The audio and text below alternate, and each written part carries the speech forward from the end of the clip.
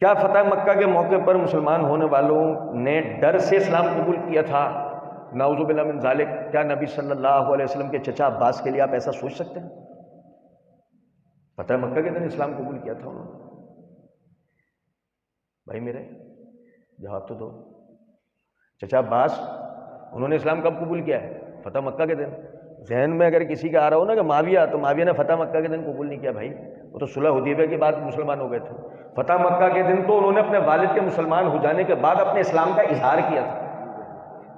تو اگر کوئی اس حدیث کو دیکھ کے کہ جی وہ ڈر کے انہوں نے اسلام قبول کیا، اچھا ذرا سمجھیں، کوئی کہے کہ جی ان حضرات نے ڈر کے اسلام قبول کر لیا، تو سوال یہ پیدا ہوتا ہے کہ جب مسلمان قلیل تھے اس وقت ہی ان لوگوں نے انہیں ختم کیوں نہیں کر دیا؟ آپ میری بات نہیں سمجھے؟ دیکھیں ابو سفیان اگر ازلی دشمن ہوتے ہیں، بیٹے معاویہ ازلی دشمن ہوتے ہیں، تو جب مسلمان کمزوری کی حالت میں تھے جب ہی ختم کر دیتے نا ان کو، ڈر کے بعد میں اسلام قبول کرنے کی نوبت بھی نہیں آتی۔ اور مزید آگے بڑھیں، ابو سفیان کی ابتدا میں اسلام دشمنی ثابت ہے نا، معاویہ کی ثابت ہے بھائی، معاویہ کی ثابت ہے، جیسے ابو جہل کی اسلام دشمنی ثابت ہے، لیکن ان کے بیٹے اکرمہ کی ثابت ہے نہیں۔